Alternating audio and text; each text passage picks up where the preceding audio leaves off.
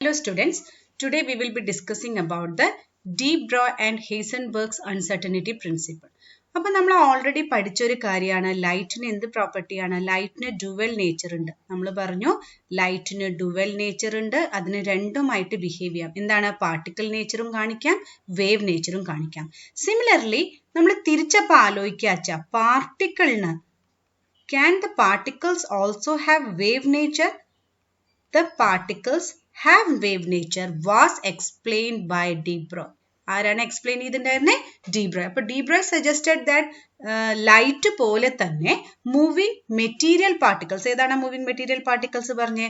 Electrons ആയിക്കോട്ടെ, protons ആയിക്കോട്ടെ, they also possess എന്താണ്? Dual nature. ഇല്ലെങ്കിൽ നമുക്ക് എന്ത് പറയാം? According to de Broglie, particles എന്താണ്? They can behave like what? They can behave like waves. So, de Broglie നമ്മുടെ സ്റ്റേറ്റ്മെന്റിലേക്ക് വരാച്ച എന്ത്? നമുക്ക് statement is given as all material particles in motion possess wave characteristics in addition to their particle properties. So, let us see. So, according to this de Broglie equation, he suggested an equation which is given as lambda equal to h by p, or it is given as endana h by mv. അപ്പോൾ de Broglie equation for wavelength endana? It is lambda equal to h by p. p പറയുന്നത് എന്താണ്? It is the momentum. So momentum നമുക്കറിയാം, momentum എന്താണ്? Mass into velocity. p എന്താണ്? p നമ്മുടെ momentum. Momentum is given as എന്താണ്? It is product of mass into velocity. So ഇതാണ് നമ്മുടെ എന്ത് ഇക്വേഷൻ? de Broglie equation. നമുക്ക് ഇതിന്റെ ഡെറിവേഷനിലേക്ക് കിടക്കാം. എങ്ങനെയാണ് ഈ ഡെറിവേഷൻ കിട്ടിയത് നോക്കാം, അല്ലെങ്കിൽ ഈ ഇക്വേഷനിലേക്ക് എത്തിയത് നോക്കാം.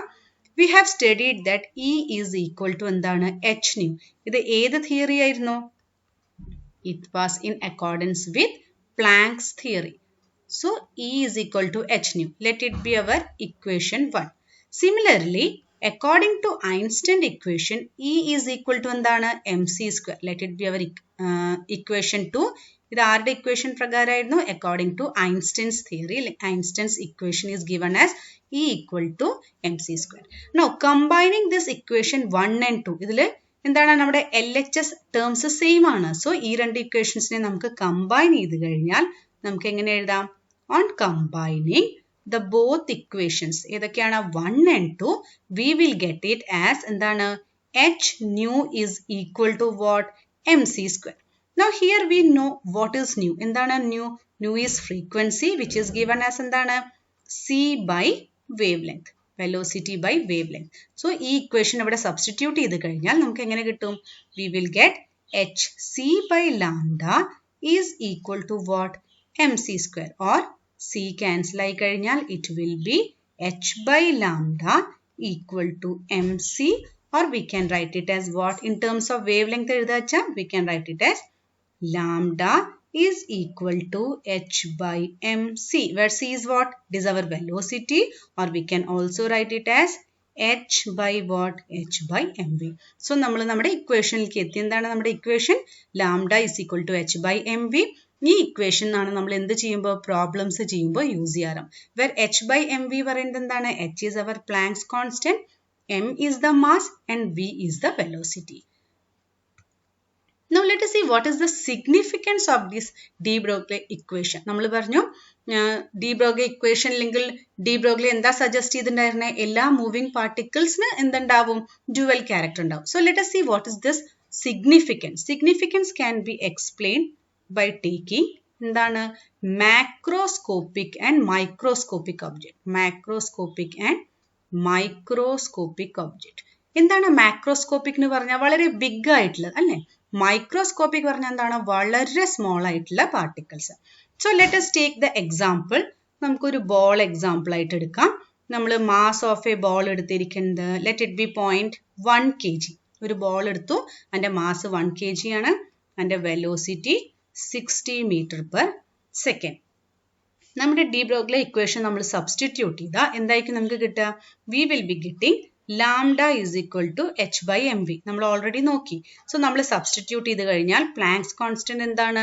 6.626 into 10 to the power of minus 34 by mass എത്രയാണ്? 0.1 into velocity എത്രയാണ് 60. നമ്മൾ ഇത് സോൾവ് ചെയ്ത് കഴിഞ്ഞാൽ നമുക്ക് approximately 10 raised to minus values ആണ് നോക്കുന്നത്. നമുക്ക് കിട്ടുക approximately 10 to the power of minus 34 ആണ്. ഇനി നമുക്ക് മൈക്രോസ്കോപ്പിക് പറഞ്ഞ എന്താണ്, വളരെ ചെറിയൊരു പാർട്ടിക്കിൾ എടുക്കാം. നമ്മുടെ മൈക്രോസ്കോപ്പിക് പറയുമ്പോൾ നമുക്ക് എന്താണ്, ഇലക്ട്രോണിനെ എടുത്ത് നോക്കാം. സോ ഇലക്ട്രോണിന്റെ കേസിൽ മാസ് നമുക്കറിയാം 9.1 into 10 to the power of minus 31 kg ആണ്. വെലോസിറ്റി നമുക്ക് 60 meter per second തന്നെ we have taken. സോ ഇവിടെ നോക്കുക, രണ്ട് കേസിലും വെലോസിറ്റി സെയിം ആണ്. എവിടെയാണ് ഡിഫറൻസ്, മാസിലാണ് ഡിഫറൻസ് വന്നിരിക്കുന്നത്. Again on substituting the equation h by mv, we will be getting it as 6.626 into 10 to the power of minus 34 by mass is given as 9.1 into 10 to the power of minus 31 into velocity എത്രയാണ് 60. ഇത് നമ്മൾ solve ചെയ്താലും 10 to the power of minus values ആണ് നമ്മൾ നോക്കുന്നുള്ളൂ. 10 to the power of minus 5 meter. അപ്പൊ ഇവിടെ നോക്കുക, നമുക്ക് എന്താ കിട്ടിയിരിക്കുന്നത്, ഒരു മാക്രോസ്കോപ്പിക് ഒബ്ജക്റ്റിന്റെ കേസിൽ 10 to the power of minus 34. 10 to the power of minus 34 പറയുമ്പോൾ എന്താണ്, it is very very small അല്ലെ. ഈ വാല്യൂ എന്താണ്, മാക്രോസ്കോപ്പിക് പാർട്ടിക്കിളിന്റെ കേസിൽ വളരെ ചെറിയ വാല്യൂ ആണ്.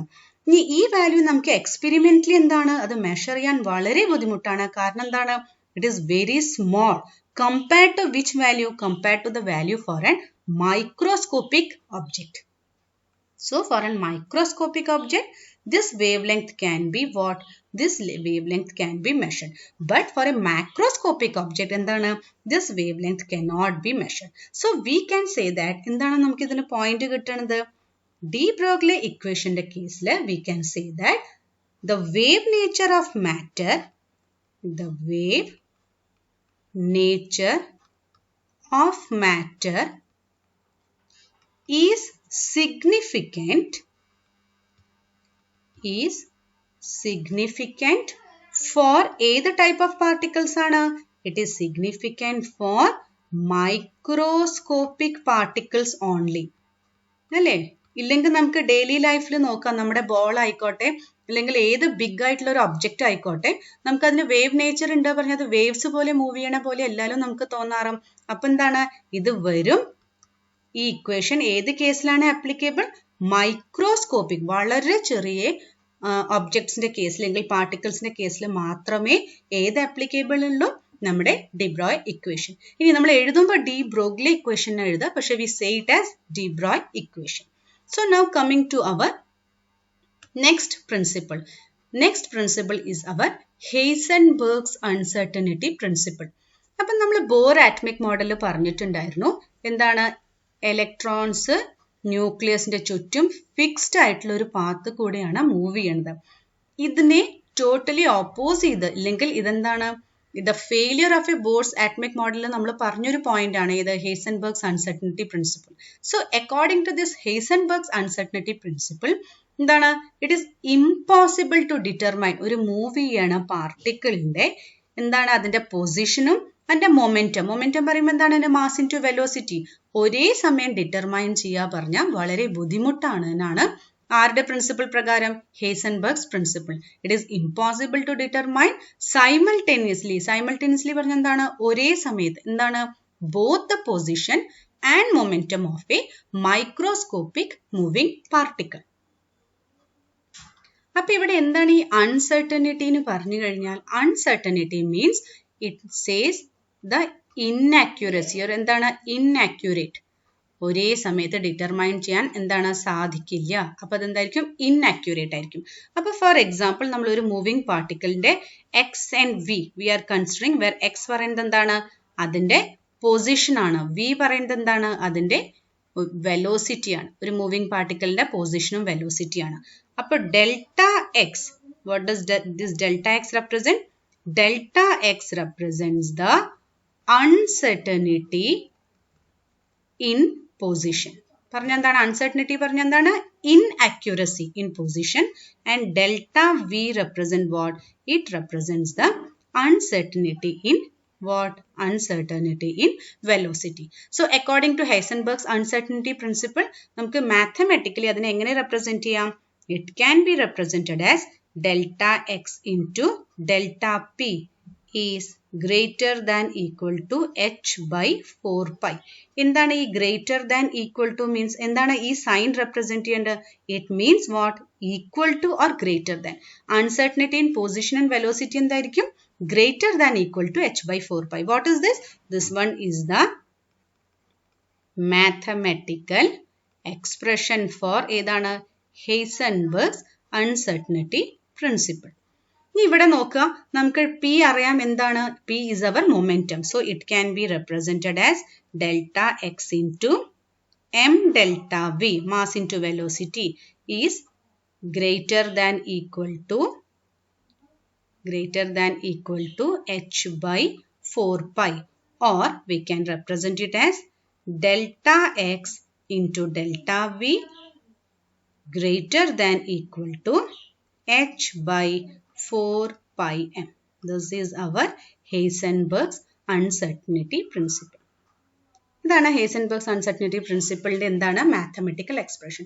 അപ്പോൾ നമുക്ക് ഒന്നും കൂടിയും ഈ പ്രിൻസിപ്പിൾ ഡീറ്റെയിൽ എക്സ്പ്ലെയിൻ ചെയ്യാം. നമ്മളിവിടെ പറഞ്ഞു ഒരേ സമയത്ത് എന്താണ്? ഒരേ സമയത്ത് പൊസിഷനും momentum of a microscopic moving particle cannot be determined. Let us see what is the significance of this Heisenberg's uncertainty principle. So what is the significance of this principle? According to Bohr's atomic model, നമ്മൾ പഠിച്ചു Bohr atomic model പ്രകാരം എന്താണ്? നമ്മുടെ ന്യൂക്ലിയസിന്റെ ചുറ്റും നമ്മൾ മുമ്പേ discuss ചെയ്തു. ന്യൂക്ലിയസിന്റെ ചുറ്റും എന്താണ്? ഇലക്ട്രോൺസ് മൂവ് ചെയ്യും, ഫിക്സ്ഡ് പാത്ത്. പക്ഷേ അൺസർട്ടനിറ്റി പ്രിൻസിപ്പിൾ പ്രകാരം എന്താണ് പറഞ്ഞത്? It ruled out. ഇങ്ങനെ നമുക്ക് കൃത്യമായിട്ട് മൂവ് ചെയ്യുന്ന ഒരു പാർട്ടിക്കിളിന്റെ പൊസിഷനും എന്ത് കണ്ടുപിടിക്കാൻ പറ്റില്ല? അതിന്റെ മൊമെന്റം ഒരേ സമയത്ത് കണ്ടുപിടിക്കാൻ സാധിക്കില്ല. So Heisenberg's uncertainty principle explained about the probability concept. What is this probability concept? Explained about the probability concept. Probability means എന്താണ്? ഇലക്ട്രോൺ ഇവിടെ ഉണ്ടാവാം, ഇല്ലെങ്കിൽ എന്താണ്? Electron may be in this position. Electron fixed ആയിട്ടുള്ള പാത്ത് ഉണ്ട് എന്ന് Bohr's atomic model പറഞ്ഞതിനെ ആരാണ് കോൺട്രാഡിക്ട് ചെയ്തത്, അല്ലെങ്കിൽ ആരാണ് അത് അങ്ങനെ പോസിബിൾ അല്ല എന്ന് പറഞ്ഞത്? നമ്മുടെ ഹൈസൻബർഗ്. അപ്പോൾ ഇലക്ട്രോൺ ഫിക്സ്ഡ് പാത്തിലല്ല മൂവ് ചെയ്യണ. അപ്പോൾ പിന്നെ ഇലക്ട്രോൺ എവിടെയായിരിക്കും? According to Heisenberg it is only possible to predict എന്താണ്? The probability of an electron in a particular energy. Or എന്തായിരിക്കും? ഇലക്ട്രോൺ എവിടെയായിരിക്കും? ഇലക്ട്രോൺ ഒരു പെർട്ടിക്കുലർ എനർജി ഇവിടെ ഉണ്ടാവാൻ സാധ്യതയുണ്ട്, സാധ്യത അല്ലെങ്കിൽ പ്രോബബിലിറ്റി ഉണ്ട് എന്ന് എക്സ്പ്ലെയിൻ ചെയ്തതാണ് ആര്?